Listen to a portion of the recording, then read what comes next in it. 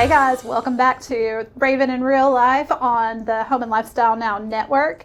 And today I want to show you another personality behind the personality online, and that is of my friend Maria Hayes. So Maria, thank you for coming on here with me. You are welcome. I'm so excited to be here. All right, you guys, I want to walk you through our journey together. So she actually found me online because of when I first started Raven in Real Life a couple of years ago. So let's talk about that. Like, how did you find this? So first of all, I was an OG Raven in Real Life believer.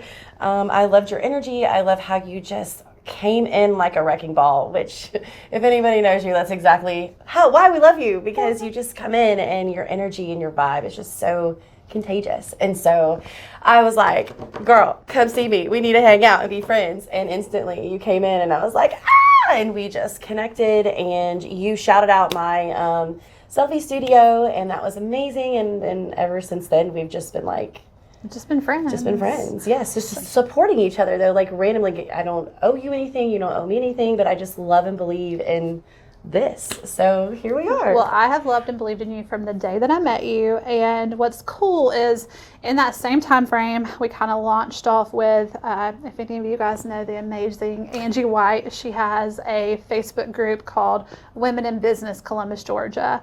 And we kind of used her audience as a platform to start doing these women empowerment meetups, not classes, but we just trying to build a community of other women. Correct. Who needed other women. And I mean, these women aren't necessarily entrepreneurs. Like, we encourage stay-at-home moms coming out with us because, you know, sometimes we don't even talk about business. Sometimes we just sit at the table and eat our food and drink whatever drinks we have, and we're just like, it's hot. Let's take this bra off, you know, and we just talk women stuff. But we all need that. We as women need other women to know that, like, it's okay that we all have the same thoughts and feelings, and even if it's not about business. And the group grew. Yes, it grew tremendously. Now we have over 1,000 members on the Facebook group, and I'm still trying to do that. We stopped during the summer, so we'll start again in August, and we are venturing out into the community this time. Yes. And so that's super huge for us because we're about community building, but we needed the community first. So now that we have the community, our community is opening their doors for us to come and have our meetups in their spaces. So I think Maria, really, during this time frame when we were growing that, you really were good at getting down to the bottom of the different struggles that it seems like so many women all had in common together. 100%. And I don't know, how much of your story do you want to tell of what you went through? How about this? I became the woman that I needed 5 years ago. That's who I am right now. If you want to know, that's exactly who I am. I didn't know that that's what I was doing, but here I am. I am the woman you need. So if you need anything, how can I help you?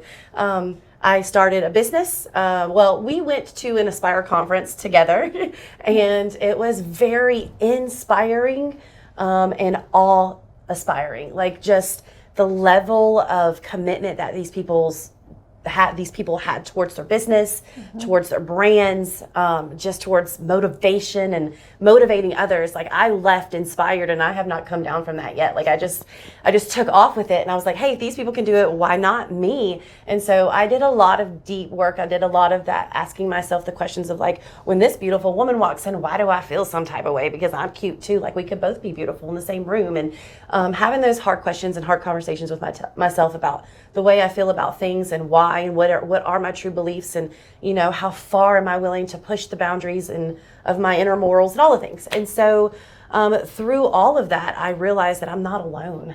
There are so many women out there who are right there on the brink of breakthrough, or right there on the brink of their greatness, if they just had one person to tell them that they believe in them. And so that's who I became. I became the natural hype girl, and I literally get excited, and it fills up my love bucket to hype other people up. Like, it's not stupid crazy, but it is kind of stupid crazy. It's stupid crazy love, not like the movie, but like my life. And so she says, I have energy and I'm the vibe. This girl is the vibe, and but you are also very much an empath too. You feel everyone's emotion. And it gets So I'm 44. I'm way proud of that, I guess. Like, I don't care about age. And like, the older I get, the more I see. Like, I could walk into a room and you just see. Like, and I just want to, it's not my job. I go to therapy. And my counselor's constantly like, it is not your job to save people. It's not your job to pull people up. But no one was there for me. And so I want to be the one person there for everyone else. And so, but learning my boundaries, and that's part of my growth these past couple years, is just, I keep giving, but I also need to stop, reset, rest, and all of that is okay. Like, giving too much is okay. Needing to rest is okay. Not giving anything and saying no, that's also okay. And so learning all of that and being the example to everyone in my community and and the community that I'm starting, it's really cool to see how, I mean, like, God, like, it just used me as a vessel in this, because I used to come to your office and just sit there and be like, and she'd just be like, we can do it together. What do you need? And we helped each other. And so here we are. Absolutely, we did. And gosh, there was somewhere I was going to go, and I'm sorry. It's okay. I completely forgot about it. We're going to get it. As you were doing this, as you were doing all of your inner work and not even looking for new opportunity, just having yourself open to opportunity. Yes. All of a sudden, the floodgates open. And I had a yes year. Your life has gone a different direction. So if you want to explain the yes year and then what you were doing. 2024 was my yes year. I had been sitting on my couch. I had been a stay-at-home mom. My selfie studio kind of just, I let it go because community, and all the things. And so I just sat on my couch and I was like, I told her. I called her one day and I was like, I'm just sitting here because I feel like I have no purpose. Like, I feel like everything's been stripped of me, and where am I going? And she's like, well, just sit in it. Just sit there. And so I did. And then I'm sorry, I know, but I did. I sat there, and I was a photographer, and there was a designer for fashion, and she stalked me, and she basically was like, hey, I want you to take my picture, and I did. And then after that, she was like, I need you to go with me to New York Fashion Week. And I was like, no, the fashion is not my thing. I am a woman's woman, but like, fashion's another level, and I don't know anything about it. And when I don't know about something, I just say no. And so she was like, well, I've already signed you up, and you're going to this VIP party anyways, so just come with me. And so she asked me 4 times. I said no 4 times. And then on the 5th time, she was like, well, you're coming. And so I went, and I didn't know, and I was so uncomfortable, and it was so out of my box. But something lit me on fire that day of the fashion show, because I'm sitting in the pit, which is the end of the runway where all the cameras are, and there's just men. Not that we don't love men, and not that men aren't great photographers, but the conversation hits different where you're in a group of men and you're the only woman.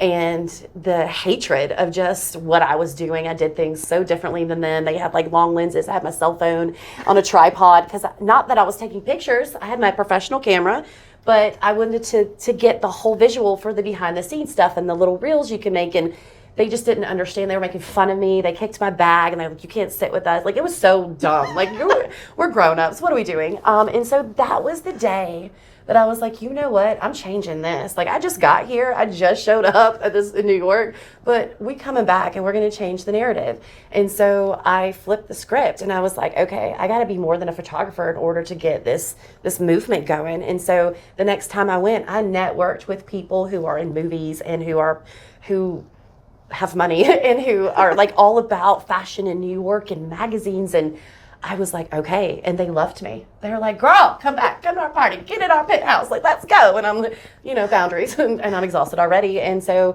but just keeping in contact with them on social medias. And it brought me to my last season, which was in February, where I did my first New York Fashion Week show with said designer, Jenny Hines.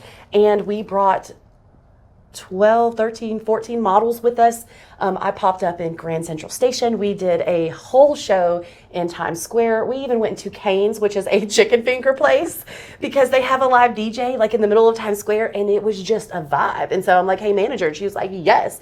And we took regular, everyday people and made them superstars, supermodels in one weekend. And it's literally set the tone for where I'm going now. And so what I am doing now is I'm taking a Raven in real life, and we're going to New York for Fashion Week, and you become a supermodel. We walk you through the process of, we model train, and we love on you, and we encourage you, and we bring out your inner goddess, and we just show people who they always want to be. Like, people have dreams.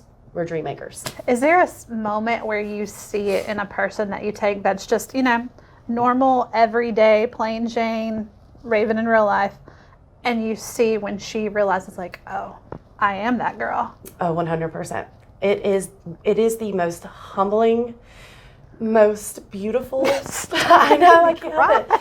It's like a caterpillar, it's literally the butterfly effect of, I find these women and these men in cocoons, and they just need love. They just need unconditional, I'm going to love you no matter what you look like when you come out of this cocoon, but it's going to be beautiful.